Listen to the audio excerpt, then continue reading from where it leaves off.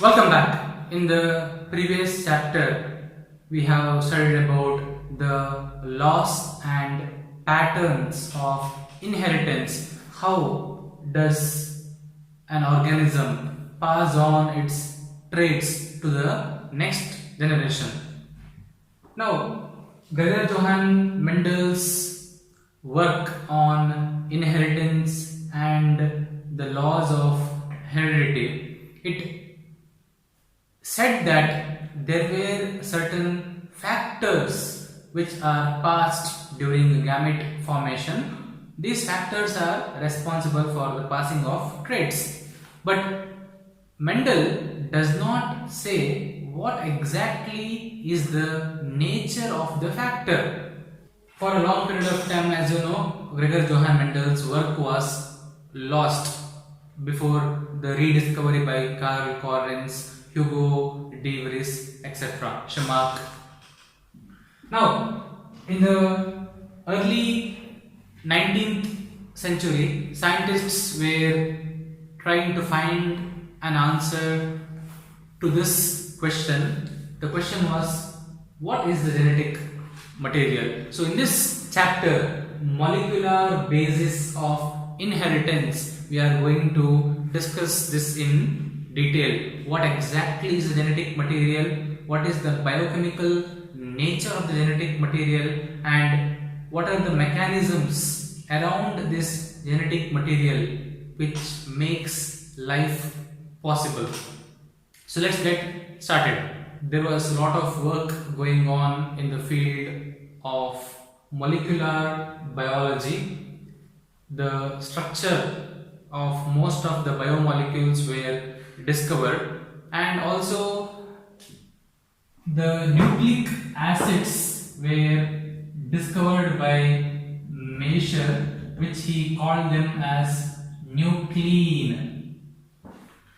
So in the nucleus, nucleic acids were produced, which he called them as nuclein, and it was thought that the genetic material was present in the nucleus.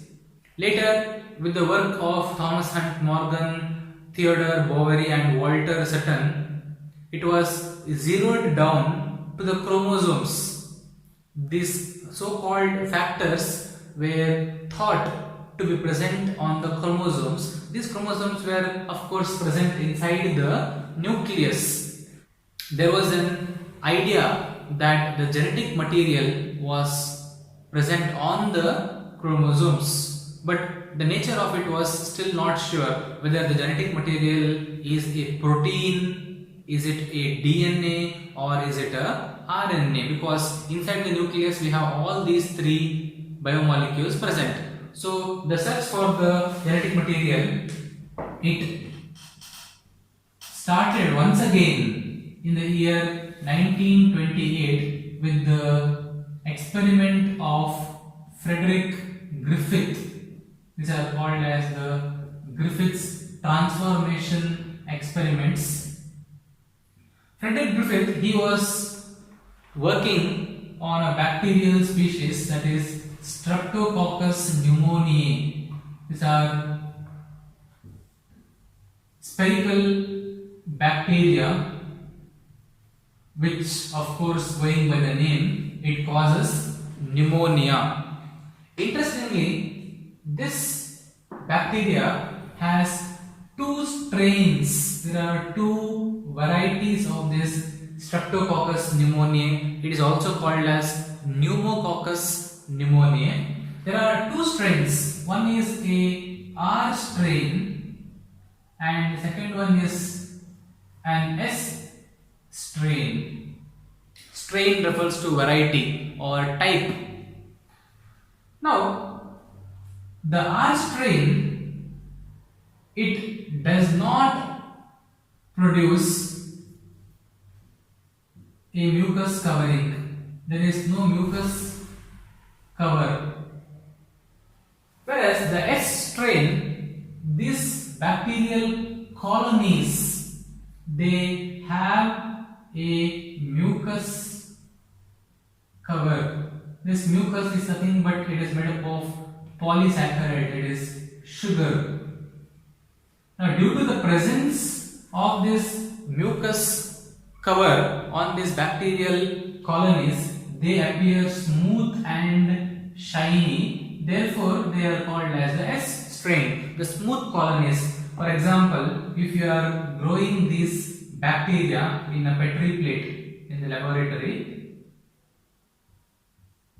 the bacteria will grow in groups called as colonies. So, the S strain bacteria, it had a very smooth surface because of the presence of the mucus covering, whereas the R strain, it did not have the mucus covering, and due to the absence of the mucus covering, it had a rough appearance. Therefore, it is called as the R strain. So that is how you can visualize this bacteria on the Petri dishes. Another interesting feature which Frederick Griffith observed was in the course of his experiments. So, what did Griffith do? Griffith, he conducted his experiments on mice. He injected these two strains into live mice. So, in the first set of experiments, Frederick Griffith, he injected live R strain and S strain into mice, and after a few days he found that those mice that were injected with S strain, these mice, they do not survive, they die, whereas those mice that are injected with S strain, the mice, they go on to live. Therefore, the S strain is the infectious strain. This is the one that is responsible for pneumonia, whereas the R strain is non-infectious. It does not cause pneumonia. The second experiments, Griffith, he heat killed the S strain. So these bacteria were subjected to high temperature, and these heat killed bacteria were injected into mice, and surprisingly the mice does not die this time, they survive. Going by these results, Griffith was curious, so he then went on to inject the heat killed S strain, and this bacteria was mixed with the R strain bacteria. So he created a mixture of heat killed S strain and the R strain, and this mixture was injected into mice, and it was found that the mice does not survive, they die. So this was a very curious result, because mice injected with R strain survives, but when the mice are injected with a mixture of heat killed S strain and R strain, the mice dies. So Frederick Griffith, he collected the biochemicals from the mice cells, and he found that in these mice there were live S strain bacteria that were present. The body or the cells of the mice, they contained live S strain bacteria, whereas in the beginning of the experiment it was injected only with the heat killed S strain bacteria. So the conclusion of the experiment was that Griffith says that there are some transforming principles. There is a transforming principle present in the heat-killed S strain, this transforming principle converted the R strain bacteria into the infectious S strain bacteria, and hence the mice dies. So in one life cycle of the bacteria, one strain of bacteria had physically transformed another strain of bacteria. So the S strain bacteria transformed the R strain into S strain. So that is why the mice died. So this transforming principle was thought to be the genetic material. So in the transformation, the heat-killed S strain bacteria, it transfers its genetic material, which is the transforming principle responsible for converting the R strain bacteria into S strain bacteria. But the exact biochemical nature of the genetic material was not confirmed in this experiment. It was only concluded that there was a certain transforming principle which was responsible for transformation of R strain into S strain. What is this genetic material? What is the nature of the genetic material was not concluded. Later, from the year 1933, for the next 10-11 years up to 1944, separate scientists, they were working on the nature of the genetic material to know what exactly is the genetic material. Is it DNA? Is it RNA? Or is it a protein? So from 1933 to 1944, there was a lot of work going on in this field. Previous to this, scientists thought that this genetic material is protein, but with the work of especially three scientists, Oswald, Avery, MacLeod and McCarthy. So three scientists, Avery, MacLeod and McCarthy, they were working on this transforming principle of Griffith's experiments. What did Avery, MacLeod and McCarthy do, and what did they conclude from their experiments? Very simply, these three scientists, they collected the biochemicals from the bacterial cells. They also repeated the same experiment what Griffith did, and they collected the biochemicals from the mice that died due to the injection of heat-killed S strain and R strain. So biochemicals were collected from the bacterial cells. These biochemicals were proteins, DNA and RNA, deoxyribonucleic acid and ribonucleic acid were collected from the bacterial cells, that is from the S strain bacteria. These proteins, DNA and RNA, were then injected into the R strain cells.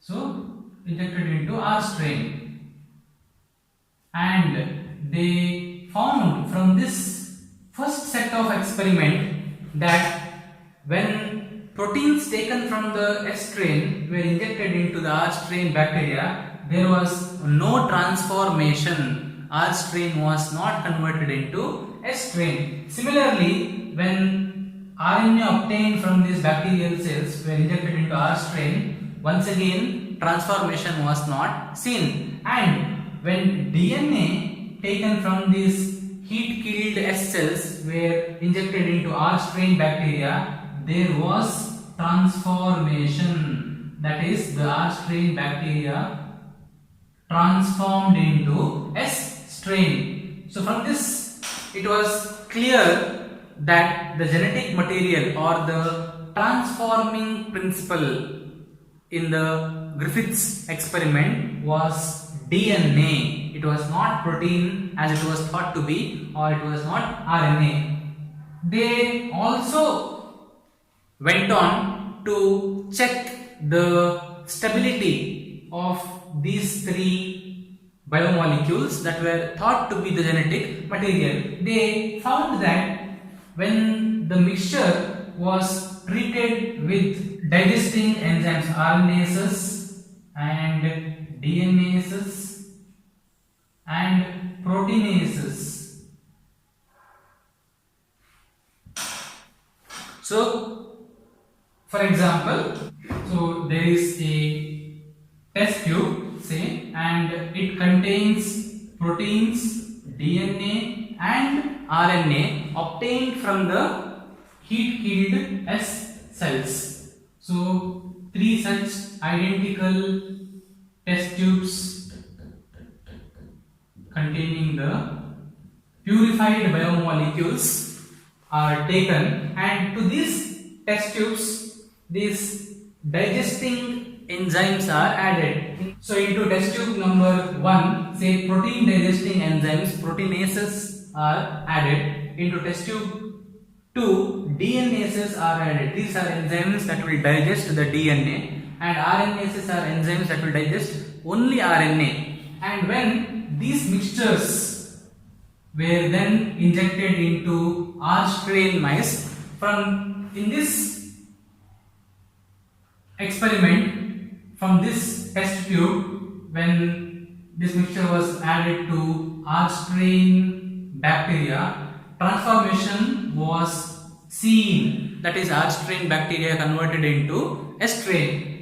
So it was very clear that proteins are not genetic material, because we have used proteinases to digest the protein. So when proteins are degraded, still transformation is going on, which means it has to be either DNA or RNA.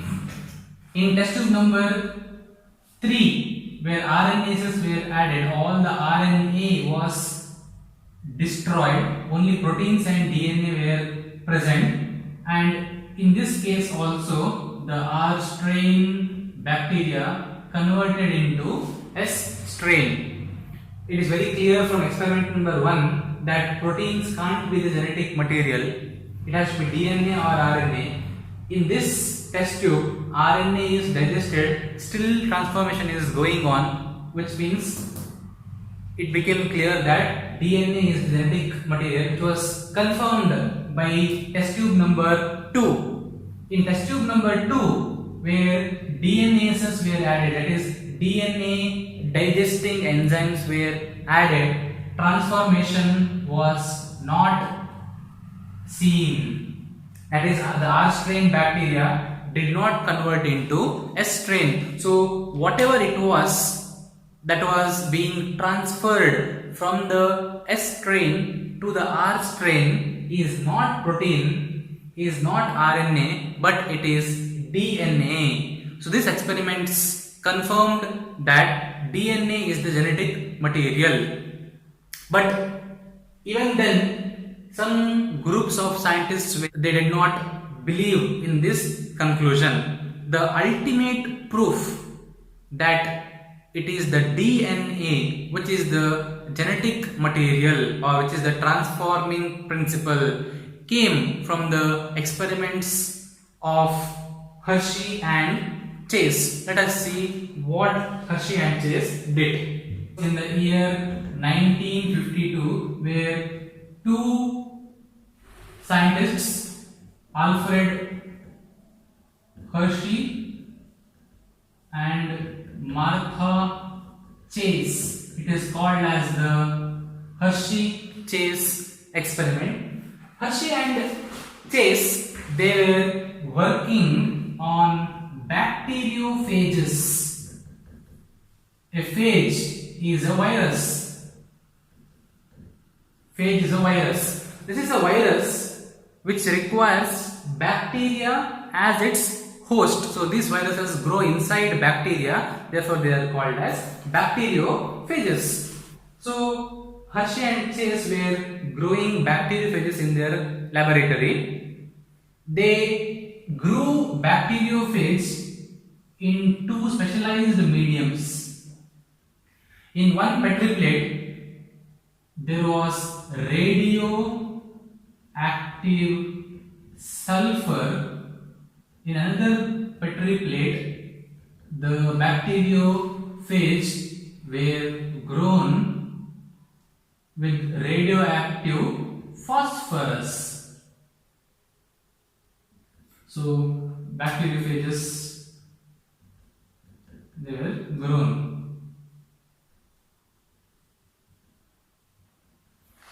On two separate medium, one contained radioactive sulfur and the other contained radioactive phosphorus. Before going into the details of the experiment, it is essential to understand the infection process of a virus. How is it that a virus or a phage attacks and enters into a bacteria? If these have to live inside a bacteria, how do they cause infection? So let us say this is the bacterial cell which is supposed to be the host, and this is our phage which is the virus. So in the first step, what happens is there is attachment. The phage or the virus attaches itself to the membrane of the bacteria. In the second stage, it is observed that the virus, it infects the bacteria with its genetic material. So during the infection stage, the genetic material is transferred from the virus into the body of the bacteria. The remaining body coat does not enter, only the genetic material will enter into the bacteria. The bacteria, it assumes that this genetic material is its own and it accepts it. This genetic material, then it produces multiple copies of itself inside the body of the bacteria, and once the number of virus inside the bacterial cell is over a particular number, it may destroy the bacterial cell and it is released outside. The viruses are released outside. That is the infection cycle of a virus or a bacteria. So genetic material is entering into the bacteria and the virus will then grow and multiply inside the host bacteria. They wanted to know this genetic material which is passed from the virus into the bacteria, is it a protein or is it a DNA? Because even after the experiments of Avery, MacLeod and McCarthy, certain group of scientists, as I told you, were not convinced that DNA is the genetic material. So Hershey and Chase, they grew bacteriophage on two separate medium, one that contained radioactive sulfur, another that contained radioactive phosphorus. It should not be confused with sulfur isotope or phosphorus isotope. We are not talking about isotopes here, we are talking about radioactive sulfur and radioactive phosphorus. Now, the bacteriophage which are grown on sulfur were then made to infect a bacteria, and similarly the bacteriophage that was grown on radioactive phosphorus were also made to infect the bacteria. In this case, the bacteria is E. coli, Escherichia coli was used, which is the host bacteria. So enough time was given for the attachment of the virus to the bacteria, and after that time, once infection is done, so the first stage, as you know, is a infection stage. once attachment is done, the virus will inject or infect the bacteria with its genetic material. Once that is done, with the help of a blender, the mixture was agitated. So when this mixture is agitated, what happens? The virus coat attached to the bacterial cell, it is disturbed and it is dislodged. So it is no more attached to the membrane of the bacteria, it goes away. So that is the stage of blending. So all the virus coats are removed from the surface of the bacteria and the genetic material is present inside. Later, this mixture of bacterial cells along and the removed virus coats were separated with the help of centrifugation. With the help of a centrifuge machine, bacterial cells were separated from the virus coats, and when they obtained the supernatant at the end of centrifugation from both these samples, so you take a test tube and you put it into a centrifuge and it is spun at high speeds, maybe 1000 rpm, 10,000 rpm or even more than that. You get two layers. The layer at the bottom is called as a sediment, and there is a layer of liquid which is on top called as the supernatant.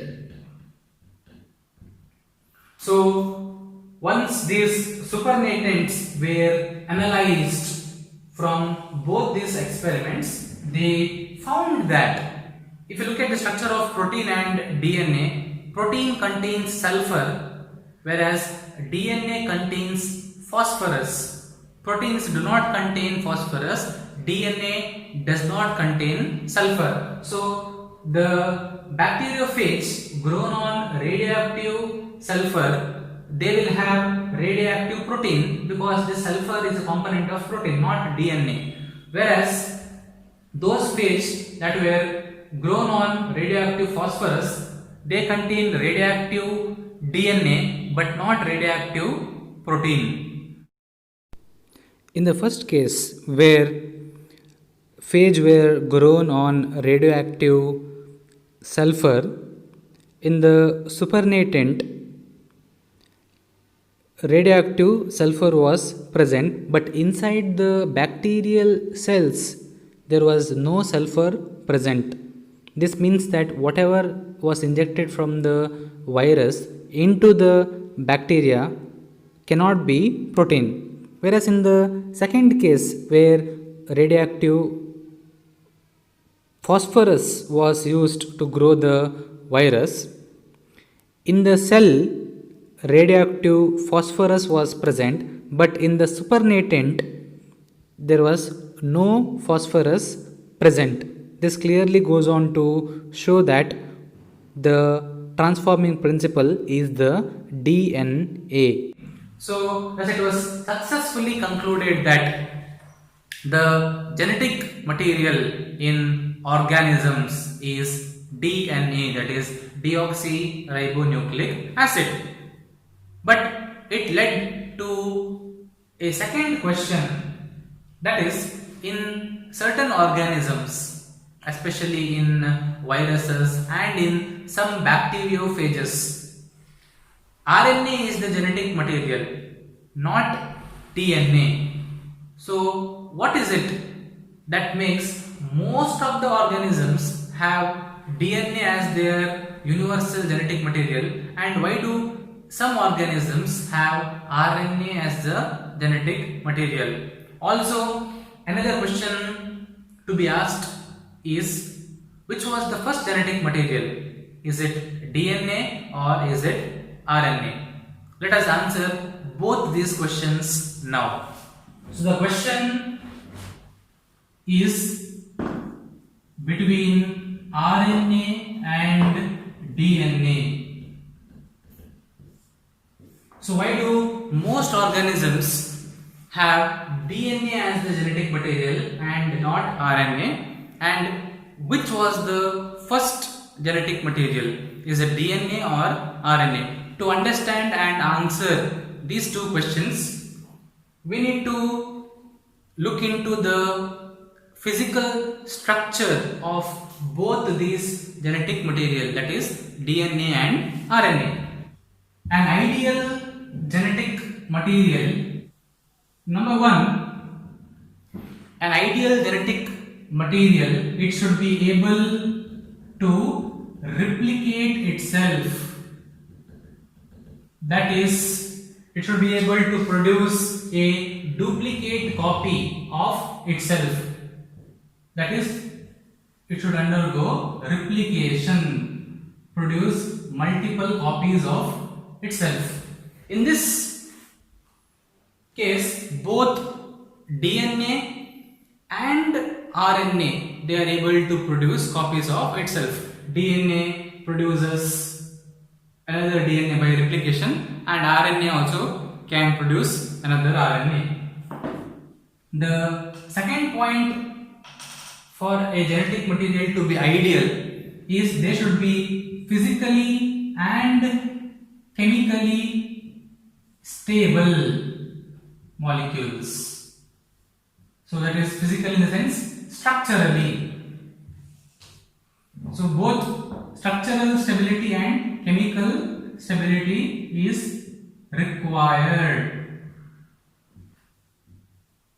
Now if you consider this point and make comparison between DNA and RNA, so structurally DNA, it has got two nucleotide strands, whereas RNA is single stranded. Now these two nucleotide strands, as you know, these are complementary to each other, so they bind to each other complementarily, hence producing a strong structure which is stable, whereas RNA being single stranded, it is structurally not stable. It is very easily degraded by the RNA digesting enzymes and maybe other factors. So structure wise DNA is double stranded, more stable. Also DNA has thymine as one of its nucleotides, whereas RNA, it contains uracil instead of thymine. The presence of uracil itself makes it chemically unstable, or it makes it reactive, the presence of uracil. Because it is highly reactive, it is not stable. So this is another reason why DNA is much more stable structurally and chemically also.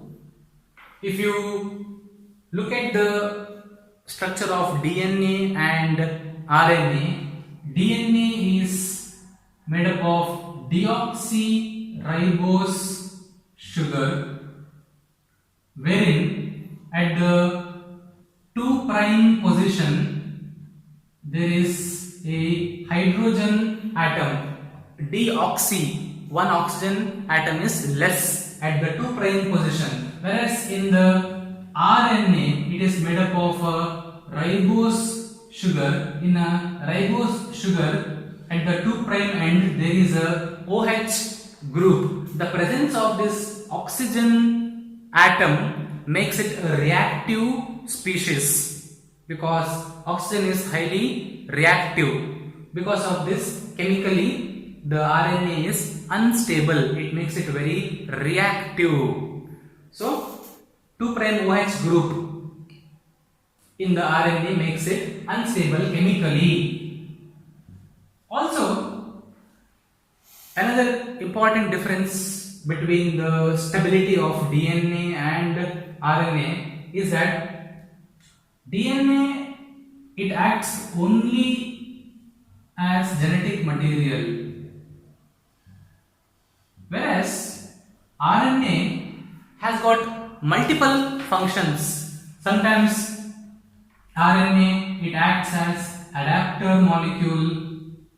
RNA has also got catalytic functions, certain important biochemical reactions in the body where RNA is acting as an enzyme, not proteins. So when it is catalytic, when it acts as an enzyme, has got catalytic functions, it of course means that it is reactive, whereas DNA does not have any such functions of having to catalyze a reaction or having to act as a adapter molecule. So this catalytic role, enzymatic role of RNA called as ribozymes, which are RNA enzymes responsible for controlling a chemical reaction. DNA does not have such functions. Therefore, RNA is once again more reactive and it is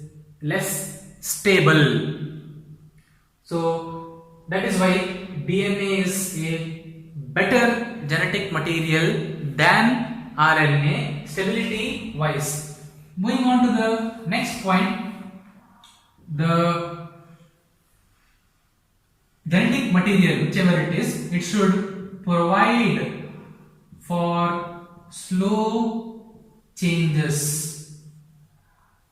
That is, they should have the property of mutation which is required for evolution.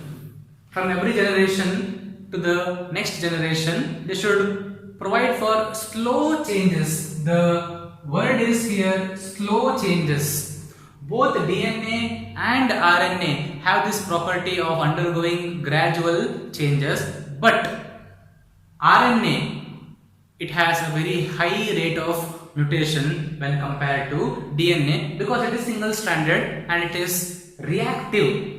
Due to this function, every generation it undergoes very fast mutation. Therefore, it is not suited as a ideal genetic material because an ideal genetic material should be able to pass the traits from the parent to the offspring without much change.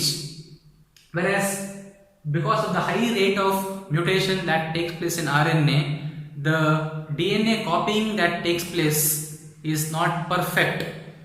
So that makes DNA as a preferred genetic material over RNA because it undergoes mutations but at a very slow rate. An ideal genetic material should be able to express itself as Mendelian factors. This is a very simple point. Genetic material should be able to express itself as Mendelian factors in the form of genes. So these Mendelian factors or the DNA, they should get segregated during the gamete formation, and on gamete fusion, that is fertilization, these factors come together and once again are responsible for the phenotype of the organism. So that is what is meant by able to express as Mendelian factors. Now in this case, RNA, it does not fit this point because RNA, it also, as I told you, it has got functions of adapters. RNA are mostly required for the protein making machinery. So different types of RNA are involved in making proteins as adapter molecule, that is carrying the particular amino acids, and also as ribosomal RNA. Structurally also these are required. Therefore, they cannot be ideal genetic materials. So that is why most organisms have DNA as their genetic material, and some viruses and bacteriophages have RNA. The next question is, which is the first genetic material? Is it DNA or is it RNA? The answer to this is very simple and it is already proven by extensive research. The first genetic material is the RNA. Because RNA is extensively required for the protein forming machinery. In the beginning, during evolution, when chemical evolution was proceeding, that is from the inorganic chemical substances, small organic molecules were made. These small organic molecules resulted in the formation of complex organic molecules. The first molecule that would have produced could be the RNA, because it is a very simple molecule. It is single stranded and other multiple functions such as producing proteins were very much essential during the evolution of the molecules. So RNA no doubt is the first genetic material. Later on, this RNA, some of them, they were transformed into DNA, because stability wise DNA is much better than RNA. If you want to perfectly pass on the traits from one generation to another generation, DNA is a better suited material. So RNA is the first genetic material, no doubt about it. But most of the organisms have DNA, because DNA is structurally and chemically much more stable than RNA. In the next session, we will discuss about the exact structure of this genetic material, deoxyribonucleic acid, in detail, and how it is present in the chromosomes inside the nucleus. Thank you.